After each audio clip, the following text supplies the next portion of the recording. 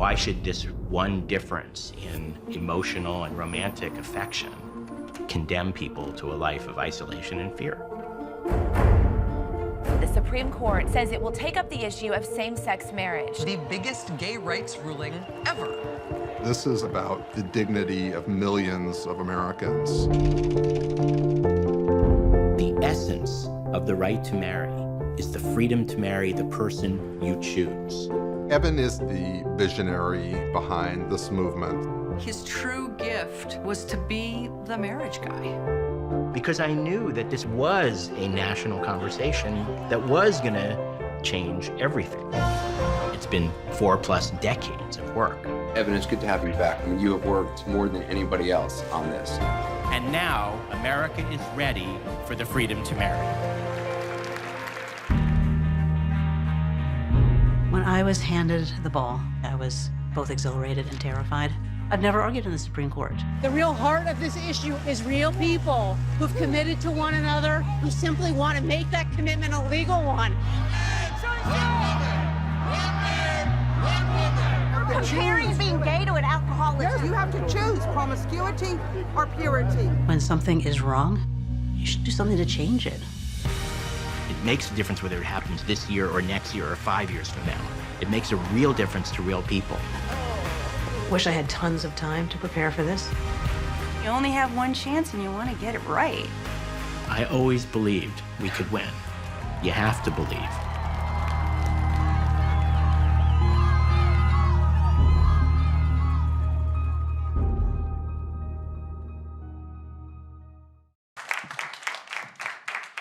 Hi guys, what's up?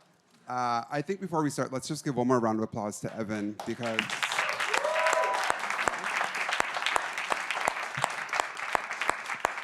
I watched the film last night and I was just talking to this guys backstage and it was just like, I cried through most of it. I don't know if you guys probably haven't seen it yet, but it's so powerful. And thinking about how far we've come, what happened, and a lot of it's thanks to you, so thanks, Evan.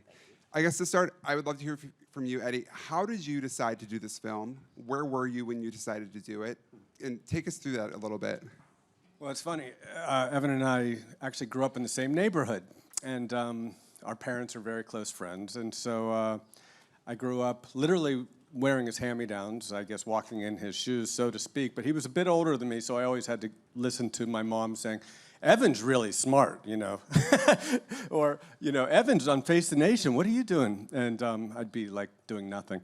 And so I've been watching his career and a big fan forever. And then a few things happened. One, my kids, you know, it was one of those classic dad moments with teen boys and, you know, well, the world's getting terrible and you're gonna have to fix everything and we're sorry we left you such a mess. And they're like, but Dad, you know, we go to rallies and we bitch on Facebook, but what are we really supposed to do? And I thought, I want you to meet this guy I grew up with, Evan Wolfson. And around that time, it came to be that the Supreme Court was finally willing to take the case, and it was game day. So I contacted Evan and I said, can I make the movie? And were you on board right away? I mean, it's a lot to be going to the Supreme Court and getting ready for that, and also to have this guy following you around. No, I was very excited about it because one of the things I really wanted to do was to capture not only the story of how we all got here and now ascend to what we hope would be the win, how we got in place to be able to win, but even more, I really believe that there were lessons in this story that we all would need to share and that other movements, other causes could share. And so I was actually really relieved to have somebody that I knew I could trust because his mother would kill him if he did a bad job, and who would care about the story, and also to have a non-gay person as part of the team telling the story I thought would actually help us get this story out there in the way that I really wanted it out there. Why marriage equality? You've been doing this for over 30, almost 35 years now. Why did you pick, why is that the cause that you wanted to make your life's work? Well, of course, I did, as you know, I haven't only worked on marriage, and there are many causes I care about and so on, but I believed, going back to writing my paper in 1983, back in my hair days, and I can say that here, I believe that by claiming the language of marriage, we would be claiming a language, a connective language of equality, dignity, family, love, commitment that would help non-gay people better understand who gay and transgender and bisexual and lesbian and all the peoples we cared about as part of our broad communities, that they would better help understand them who we are and would bring them in a way that would allow us not only to win marriage, but to actually advance on all the things we cared about. Marriage would be an engine of transformation. And that was the idea I had as a student, and it turned out to be the way we were able to make such progress. Eddie, talk to me about the responsibility of making this film. I mean, knowing how much blood and sweat and tears that not just Evan, but literally thousands of people have put into the movement, and then you're going to encapsulate that into an hour and a half and try and present that as emblematic or symbolic of the entire movement. What was that like for you as a filmmaker? Wow, if I'd known that, I probably wouldn't have started. No, but that was absolutely a weight on my shoulders. And I knew that this would be the film of the movement that would be shown in schools, and this would be the record. And on top of it, my bigger challenge was, since it's not particularly my movement, I had to educate myself really quickly. Luckily, I had very good teachers. But my issue was not about this movement. I feel like it's a film, the same kind of film I make every time, which is, this is about regular people. Just given a chance to do extraordinary things, they will. And it's, and I think part of it was, to me, Evan, like many people in one-bedroom apartments all around the city, you pass them on the street or in the subway or in the diner, and you don't know that this is somebody who does extraordinary things. This is a film, to me, about the power of what regular people can do when they set their hearts to it. We didn't want celebrity voiceovers or appearances. This is actually a movement of regular people. And I didn't know how it would work out, if they would win in court or not, but more importantly was just being able to capture the journey and show the humanity of all of these people working together to stand up for their rights, and to be able to show everybody that no matter what your cause is, no matter what you care about, that standing up for your rights, it actually amounts to something. And if you could care about these people, you can care about anybody. So that was my journey. And actually, if I could just add, the story Eddie tells is not exactly the way I would have told the story. I mean, He mentioned that a few thousand there are many times. battles. There are battles that really I was part of, or that my team was part of, and we were central, and that I remember and that I know. And what I came to see, and of course I knew this intellectually, but what I saw is that there's no way one movie is going to tell the entire story. Our story is many, many stories, and even my own story is not fully the central story that is delivered. But what Eddie did so brilliantly, and you used a great way of putting it, he really captured the elements of change, the elements of the work. He didn't, because he couldn't tell everybody's story, and he couldn't relate every battle and every tick-tock of every moment. But what I think he did brilliantly was capture the essence, the elements that are actually translatable to the next fight and the next movement and the next cause, and that convey how we did this, even if it doesn't describe in detail every piece of how we did it, because it's 86 minutes. Woo, I won him over. You heard it here, folks. Well, talk a little bit about how you did do it, because I think for some people who maybe aren't that familiar, they think, oh, you went to the Supreme Court, there was a legal case, and you won. But that's not the whole story by any means. So what was it that really propelled this to victory? Well, as the film very quickly shows, and as you know, gay people have been seeking the freedom to marry since what we usually say is the dawn of the modern movement, which, a little erroneously, we put to Stonewall in 1969. Within just 3 years, couples were bringing cases seeking the freedom to marry all across the country, and they percolated up through the courts, and one of them reached the Supreme Court, which in 1972, like every other court, said no. So the challenge we always faced was, how do we get, in essence, the Supreme Court to say yes when it had already said no? The reason it said yes was not that we didn't have great legal arguments, and not that the plaintiffs weren't wonderful, and not that the briefs weren't filed. It's that that's not enough. What we needed to do was to enable the people and judges and elected officials and justices to see how the Constitution's command that was always there applies to gay people in love who've made a commitment, who are part of the larger whole.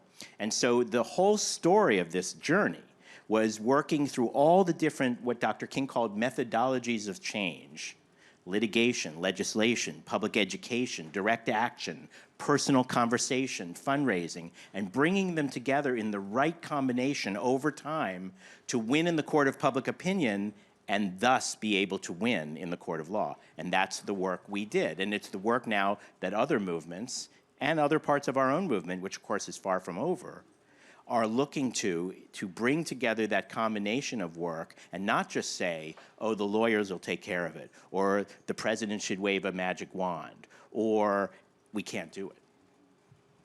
I think that was a big aha moment, and I think it translates because as a documentary filmmaker, you don't know what you're getting into for a good film. I don't like, to make scripted films where it's all wrapped up.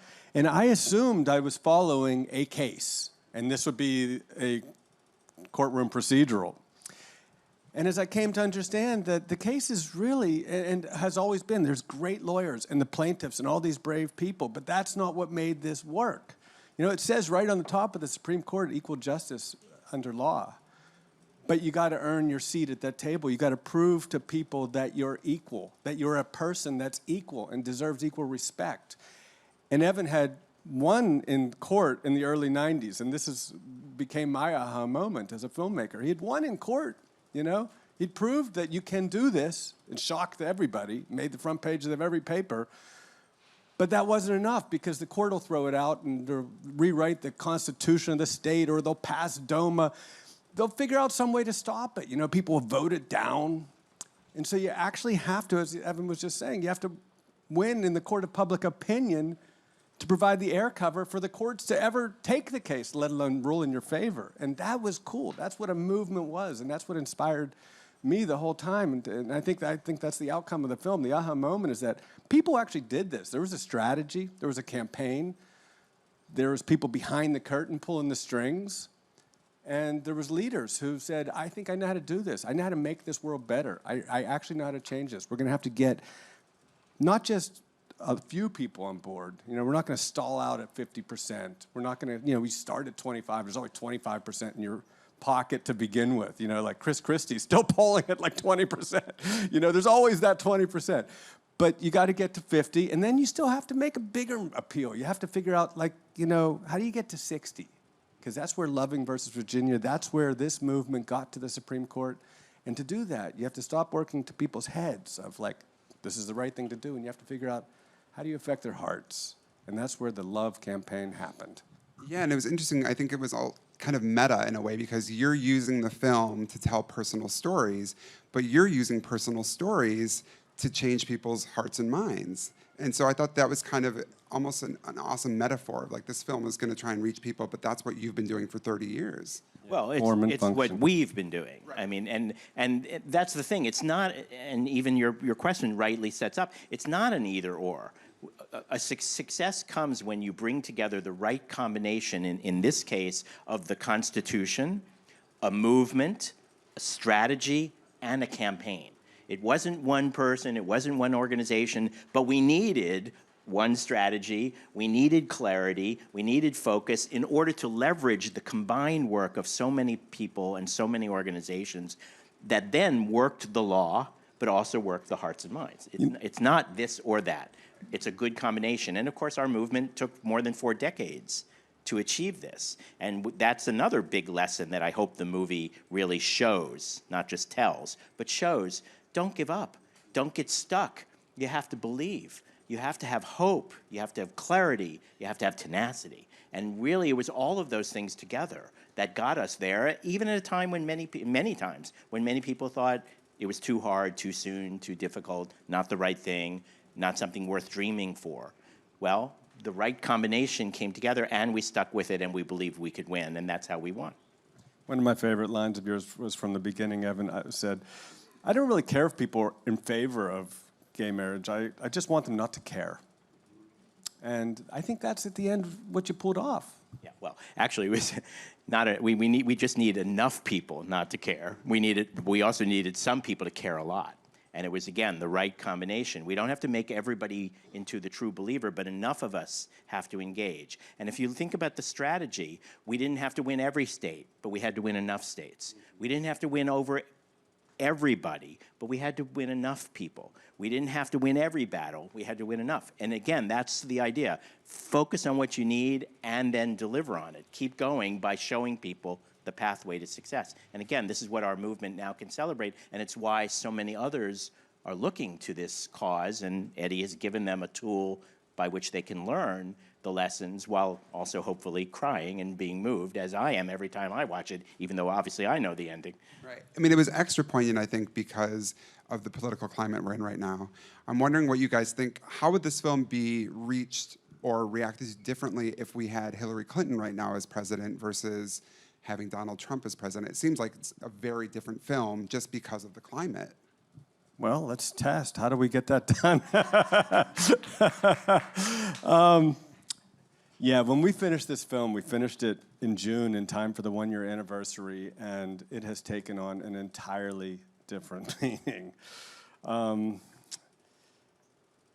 And what's really interesting is that we're now teaming up with all kinds of other movements who are now besieged, immigration, gun control, name it. And Evan is now, because he's figured out how, well, not just Evan, but, the movement itself is being seen as the civil rights success story of our time. And how can these lessons be applied to every other movement, Black Lives Matter, name it. And so he is consulting. We are working with these movements. They are using the film. We're really excited. We're being co-sponsored by immigration groups in California. And people say, how do we get from being a despised minority to included at the table? And it's just wonderful that this is not being seen just as a gay story, but as part of how does America make itself better every generation. I think at the same time, you have a line in the film that I love when you said, it's not done until it's done. But even now, so we have marriage equality, right? But in Tennessee, they've just introduced a bill to try and roll marriage equality back, and it's happening in a lot of different states. How do you feel about that? Are you worried about the future of marriage equality? What should we be doing now? There are many things we ought to be very deeply concerned about. Our country is obviously on the wrong track. The election was a catastrophe. There are so many houses on fire, so many causes we care about, so many people's affected. Eddie began the list. We could all add our many things we care about. Of all of those things, one that I'm less urgently worried about is that somehow we are going to see marriage taken away. Not that there aren't opponents who would like to do it, not that there aren't threats. There are. You can never be complacent. The work we need to do on behalf of so many of these causes will actually help us solidify the gain of marriage. And conversely, some of the threats coming at some of the other interlocking communities and so on also do threaten us. But let's remember, we won the freedom to marry in the court after we had won in the court of public opinion. More than 60% of the American people by 2015 had come to support the freedom to marry. They still support the freedom to marry. That didn't go away on Election Day. More than 1 million gay people have now gotten legally married. And for each one of those couples, that means a whole constellation of family, friends, neighbors, voters. That didn't go away on Election Day. The marriage victory is here. And I don't sit around worrying that it's going to be taken away. What I do feel determined about is that we harness the power of the ongoing conversation. Marriage is not something you win and put on a shelf. Marriage is this vocabulary of love, of connection, of empathy. That conversation must continue. It's not done. That conversation must continue in every corner of the country and around the world, and we must harness that empathy, that visibility, that power to the other work still at hand. This is the gift that keeps on giving, and we must continue to engage, which is the key to winning marriage. Yeah, was my mother right? He is actually very smart. You got to admit. We only have one more question for me. I just want to hear, what do you guys want people to take away from this film? Maybe someone who's straight, someone who's gay. What do you want them to walk out of the theater thinking about? What did you walk out of the theater thinking about? I was just crying. I was just a mess.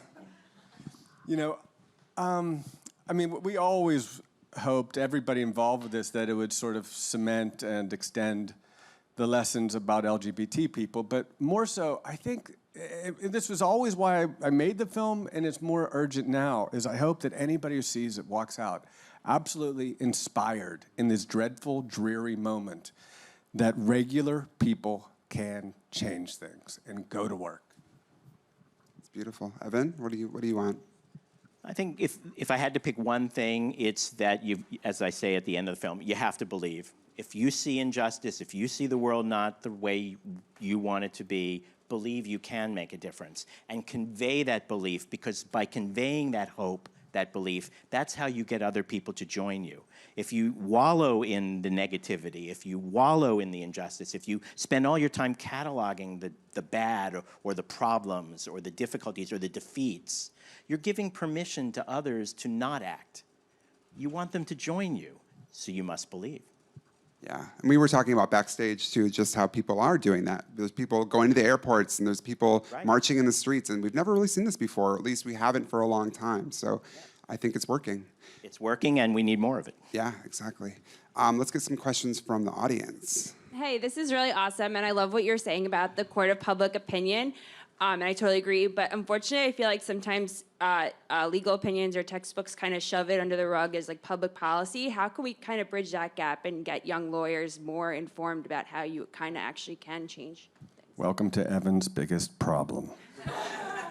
No, I think the answer is it's not one or the other. You know, more lawyers need to add their voices, make their case not only in the courts and tracks of law, writing, research, presenting, arguing, but also speaking out and explaining things to the public and engaging people also. But lawyers are affected and courts are affected not only by the legal paper that's put in front of them, but by what they hear at the Bar Association, and by the way, what they hear at the bars. So we have many ways of engaging, and as lawyers, we have special credibility, we have special cachet, and we can use that in the courts of law, as Mary and my other wonderful friends did so brilliantly.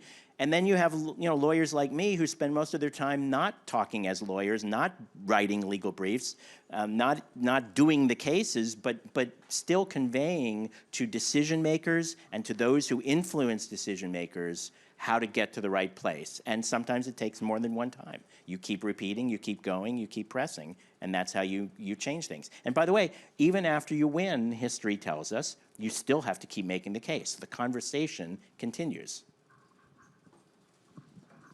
Hi, thanks so much for being here. I was wondering, what were some of the challenges that you faced kind of making this documentary, and if you couldn't get access to certain things that you wanted to maybe include?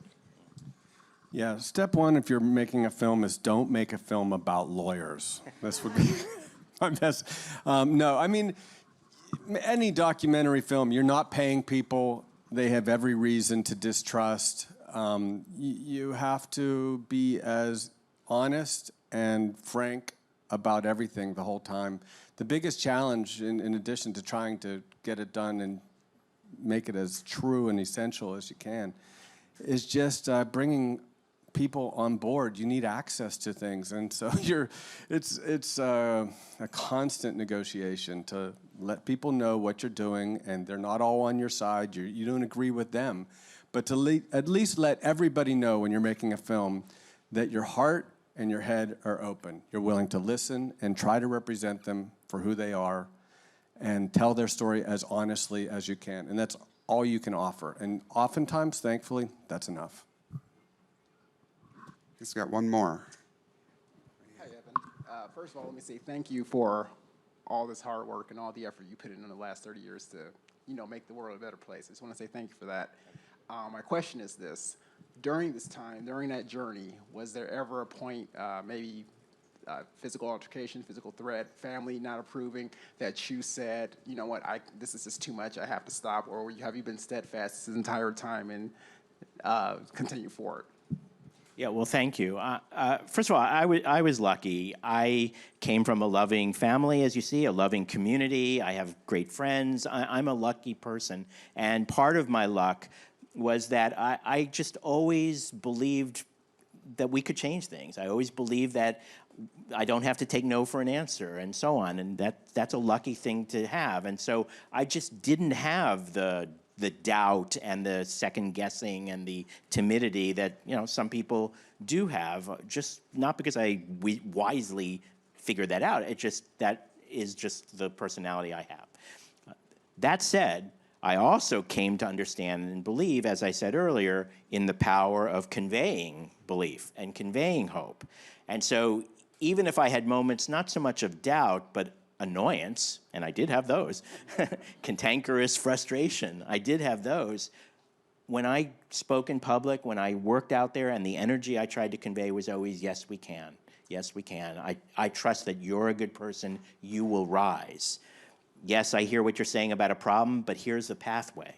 And as an activist strategy, that's the right thing to do. And happily for me, it was true to the way I mostly approach life, at least professionally, if not always personally.